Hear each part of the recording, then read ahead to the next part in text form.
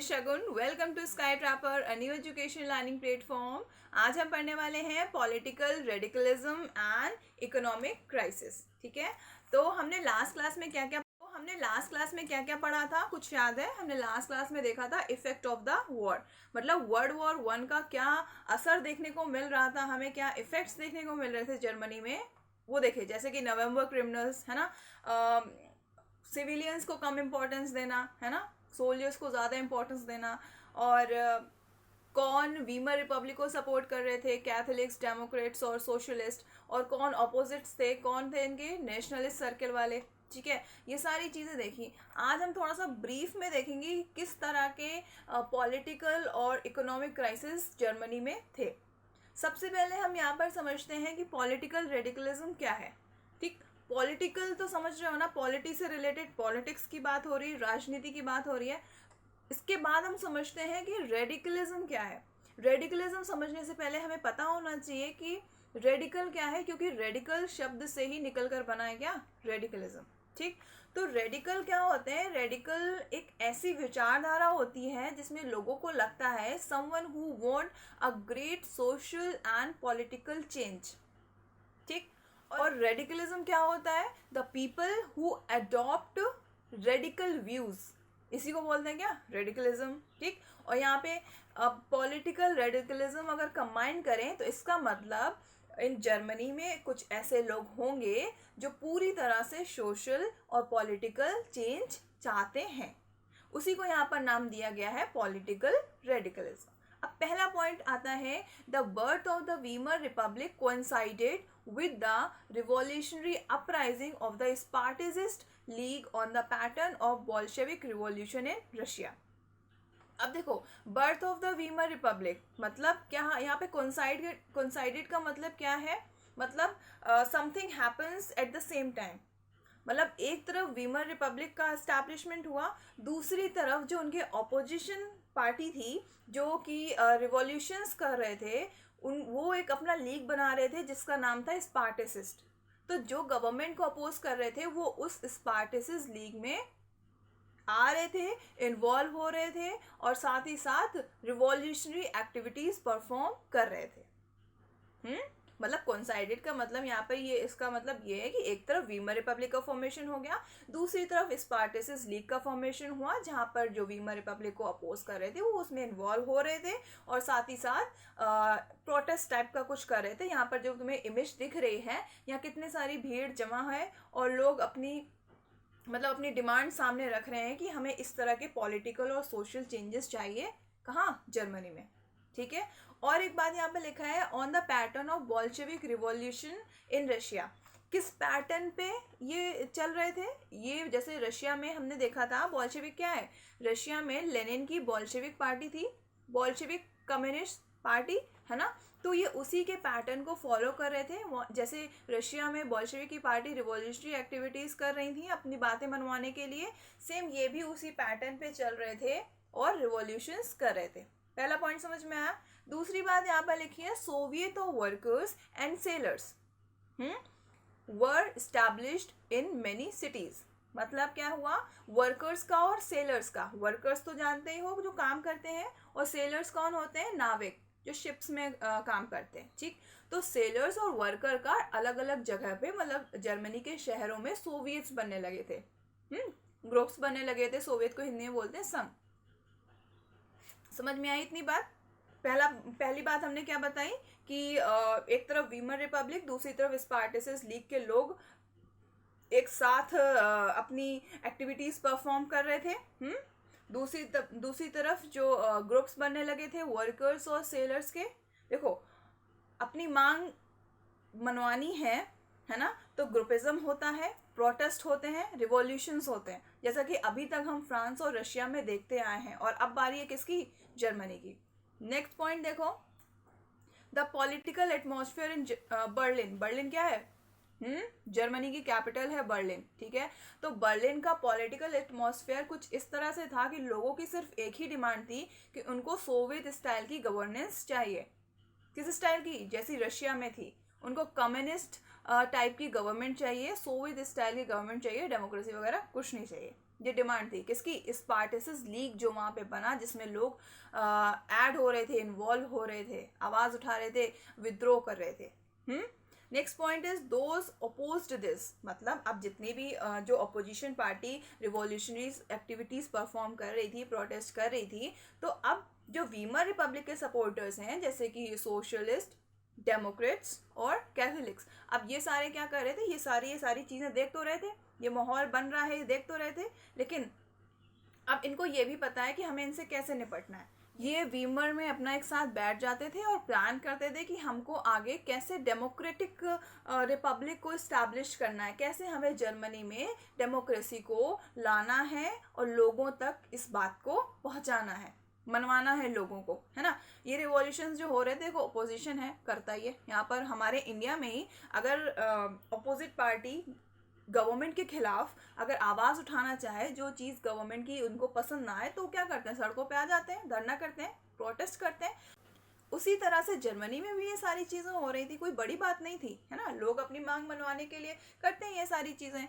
तो Weimar Republic इसको ignore भी नहीं कर रही थी, लेकिन उसको ज़्यादा इम्पोर्टेंस भी नहीं दे रही थी। वो अपने काम में लगी हुई थी, और ताकि इतना ज़्यादा विद्रोह ना हो, इतनी ज़्यादा रिवॉल्यूशनरी एक्टिविटी ज़्यादा ना बढ़े, इनको बंद कराने के लिए वीमर रिपब्लिक ने फ्री कॉप्स का इस्तेमाल किया। फ्री कॉप की हेल्प से इनकी जो अपराइजिंग थी उसको क्या किया? क्रैश किया। देखो नेक्स्ट पॉइंट यहाँ पर यही लिखा हुआ है, the Weimar Republic crushed the uprising with the help of war veteran organisation called Freikorps. अब यहाँ पर फ्री कॉप्स कौन है? वॉर वेटरन्स, मतलब जो युद्ध में लड़ने के बाद जो बच गए थे। युद्ध वेटरन का मतलब दिग्गज, महान लोग, है ना। तो वॉर वेटरन्स जो बच गए थे, उनको यहाँ पे फ्री कॉप्स उनको निकनेम दिया गया है। तो उनकी हेल्प से ये जो लोग प्रोटेस्ट करते थे, विद्रोह करते थे, उनको उनकी आवाज़ को क्या कर देते थे? क्रश्ड, मतलब कुचल देते थे। कहते थे करो, अपोजिट पार्टी से कहते थे भैया करो, तुम अपना काम करो, हम अपना काम कर रहे हैं, ठीक है। तो ऐसा कुछ वहाँ पर माहौल था।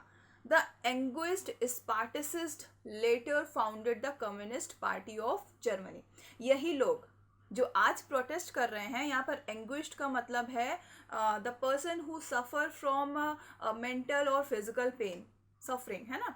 तो एंगुइस्ड स्पार्टैकस, जो उस स्पार्टैकस का मतलब वो जो स्पार्टैकस लीग के लोग थे, उनके लिए ये यूज़ किया गया है कि आज जो ये चीज़ें फेस कर रहे हैं, पुलिस की लाठी खा रहे हैं, वहाँ पे कॉप्स के डंडे पड़ रहे हैं, इनको आगे चल के इनकी यही विचारधारा, यही कम्युनिस्ट पार्टी जर्मनी की पार्टी बनती है।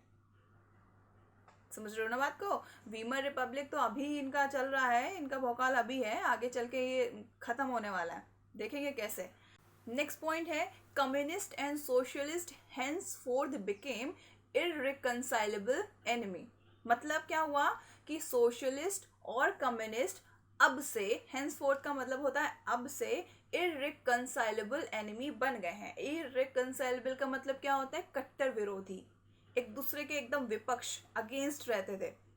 जिनसे क्या हुआ, इतने ज़्यादा ये लोग हिटलर के अगेंस्ट कुछ कॉमन ढूंढ नहीं पाए, मतलब आपस में ही लड़ते रह गए। हिटलर की जो नाजी पार्टी करना चाह रही थी वो आराम से कर रही थी, वो कह रही थी तुम अपना लड़ो भिड़ो, हम जो चाहते हैं हम वो करते रहेंगे, क्योंकि तुम्हारा ध्यान हम पर है ही नहीं। अगर ये दोनों लोग इतना लड़ाई में ना उलझते और हिटलर के खिलाफ एक कॉमन पॉइंट सामने रखते, तो शायद आगे चल के जो हिटलर की पार्टी रूल की है, नाजी पार्टी जर्मनी में, वो नहीं कर पाती। तो वही एक पॉइंट यहाँ पर लिखा हुआ है, the communist and socialist henceforth became irreconcilable enemy, मतलब कट्टर विरोधी, and could not make common cause against Hitler। समझ में आ गई इतनी बात? Then next है, both revolutionaries and militant nationalists craved for radical solution। एक एक वर्ड का मीनिंग समझना। रिवॉल्यूशनरीज मतलब क्रांतिकारी लोग जो प्रोटेस्ट कर रहे थे। दूसरे मिलिटेंट का मतलब होता है person who forcefully want something they want। मतलब कोई भी इंसान अपनी ताकत का इस्तेमाल करके, अपने फोर्स का इस्तेमाल करके वो चीज़ों को ग्रैब कर ले जो वो चाहता है ना। और यहाँ पे मिलिटेंट नेशनलिस्ट की बात की जा रही है। नेशनल एंटी नेशनलिस्ट सुना है? जो देश के अगेंस्ट काम करते हैं, एंटी नेशनलिस्ट। और नेशनलिस्ट क्या होते हैं? जो देश के लिए काम करते हैं। ठीक।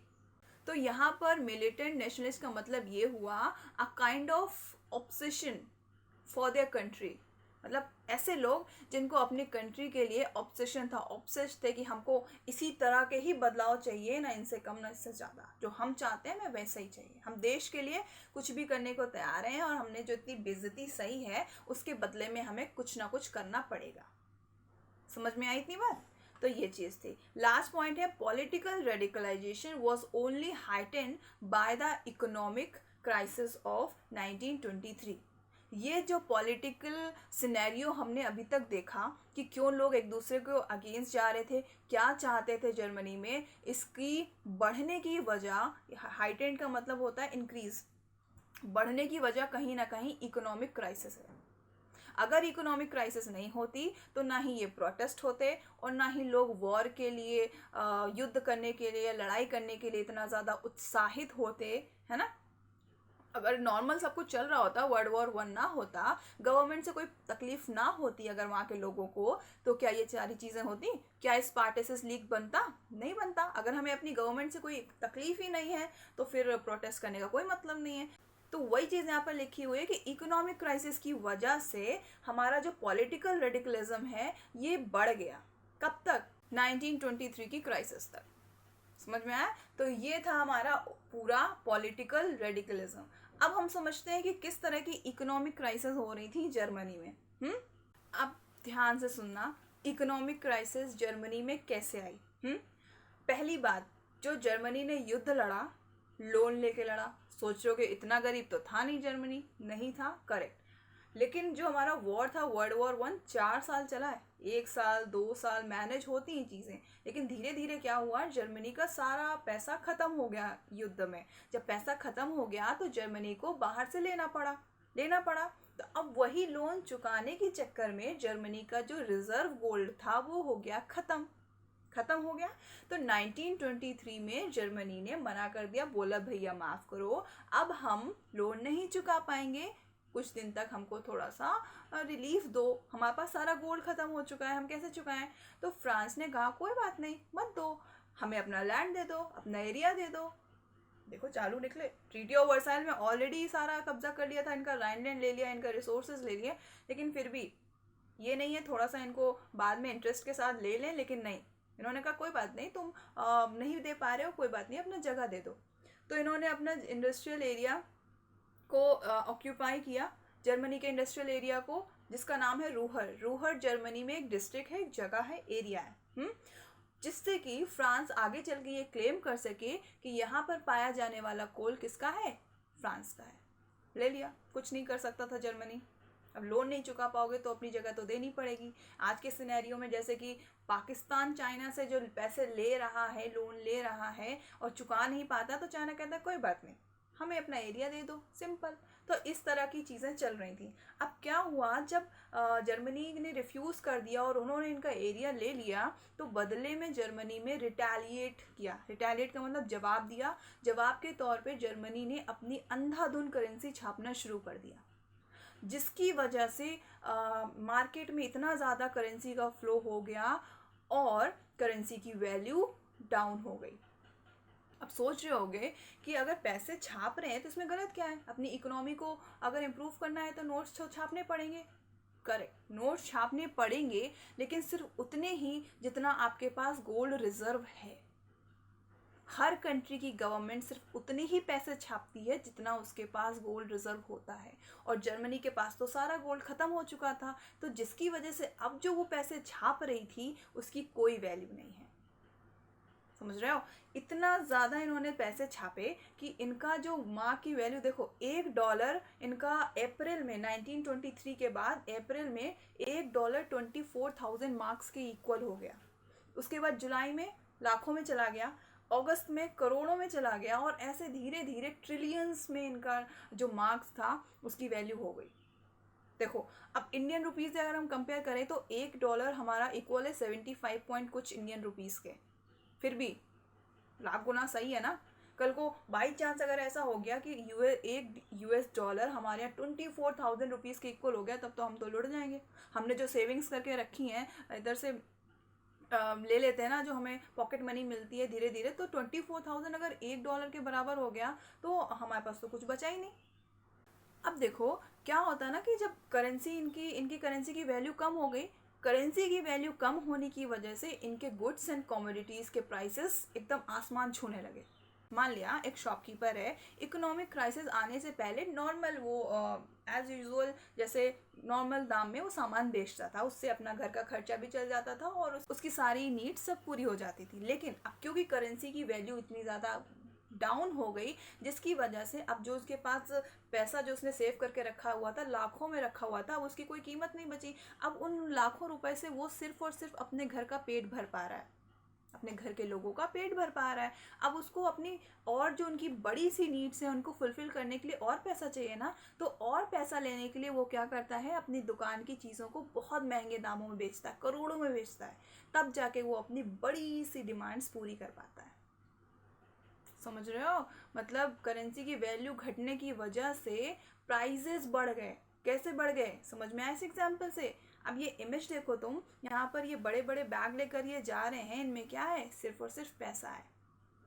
सोच रहे हो तो बड़ी अच्छी बात है, कोई अच्छी बात नहीं है, इनकी कोई वैल्यू नहीं है, क्योंकि जर्मन माँ की वैल्यू कम हो चुकी है। इतना पैसा सिर्फ और सिर्फ ब्रेड लेने के लिए जा रहे हैं। अपन पाव भाजी खा लेते हैं 50 रुपये में, ये बैग भर के ले जा रहे हैं एक पाव खरीदने के लिए। तो ये कंडीशन थी। आप सोचो इस इकोनॉमिक क्राइसिस में जब करेंसी की वैल्यू इतनी ज़्यादा डाउन हो गई है ना, गुड्स के प्राइसेस बढ़ने लगे, जिसकी वजह से जर्मनी में हाइपर इन्फ्लेशन आ गया।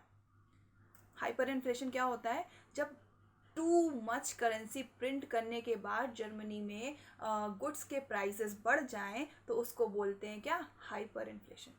जर्मनी में ही नहीं, किसी भी कंट्री में अगर आप अनलिमिटेड अमाउंट ऑफ करेंसी अगर प्रिंट कर रहे हो तो वहाँ पे ऑब्वियसली इन्फ्लेशन आ जाता है, गुड्स के प्राइस अपने आप बढ़ने लगते हैं, जिसको बोलते हैं hyper inflation. This crisis came to be known as hyper inflation. Hyper inflation आ गया। अब देखो क्या हुआ, जब इन्फ्लेशन आ गया, इतनी ज़्यादा कंडीशन ख़राब हो गई, तो अब यूएसए को यानी अमेरिका को तरस आ गया। किस पे? जर्मनी को। तो जब अमेरिका को तरस आ गया तो एक इकोनॉमिस्ट थे जिनका नाम था डॉस, इनको तरस आ गया। उन्होंने सोचा यार बेचारा, युद्ध तो सभी लड़ते हैं ना, इतना किसी को नहीं सताया जाता है, चलो थोड़ी सी मदद कर लेते हैं। तो इन्होंने जर्मनी की फाइनेंशियली हेल्प करने के लिए अपना एक प्लान निकाला, प्लान इंट्रोड्यूस किया, जिसको बोलते हैं डॉस प्लान। उस डॉस प्लान के चलते जर्मनी को कुछ राहत मिली, जर्मनी का कुछ बर्डन कम हुआ, फाइनेंशियल बर्डन कम हुआ। अब ये ज़्यादा दिन तक नहीं चलना था, कोई भी हेल्प करता है थोड़े दिनों के लिए करता है ना, उसके बाद अपना मैनेज करो धीरे धीरे। तो ये सारी चीज़ें थी जर्मनी की इकोनॉमिक क्राइसिस और पॉलिटिकल रेडिकलिज्म। समझ में आई इतनी बात? अब आगे चल के हम ये देखेंगे नेक्स्ट क्लास में कि क्या डॉस प्लान आगे कंटिन्यू करते हैं, आगे फाइनेंशियली कंटिन्यू सपोर्ट करते हैं या फिर नहीं करते हैं, और नहीं भी करते हैं तो उसकी क्या वजह है, क्या आगे चल के जर्मनी की economic condition, financial condition improve होगी या नहीं इम्प्रूव होगी, पॉलिटी किस तरफ मोड़ लेगी, मतलब वहाँ की राजनीति किस तरफ मोड़ लेगी, किसकी जीत होगी, क्या कम्युनिस्ट पार्टी इस्टेब्लिश हो पाएगी, क्या। तो ये सारी चीज़ हम नेक्स्ट क्लास में देखेंगे। आज हमने क्या देखा, समझ में आया? पॉलिटिकल रेडिकलिज्म के थ्रू हमने देखा कि वीमर रिपब्लिक और स्पार्टसिस लीग के बीच में डिफरेंसेस हो रहे थे बहुत तेज़ी से। एक तरफ कम्युनिस्ट, दूसरी तरफ सोशलिस्ट, ये दोनों, इनके बीच में एक इररिकंसिलेबल एनिमी वाला सीन था, मतलब कट्टर विरोधी हो चुके थे ये दोनों लोग। ये सिर्फ और सिर्फ एक तरफ वो कम्युनिस्ट की डिमांड कर रहे थे, कम्युनिज्म की डिमांड कर रहे थे, दूसरी तरफ वीमर रिपब्लिक डेमोक्रेसी की डिमांड कर रहा था।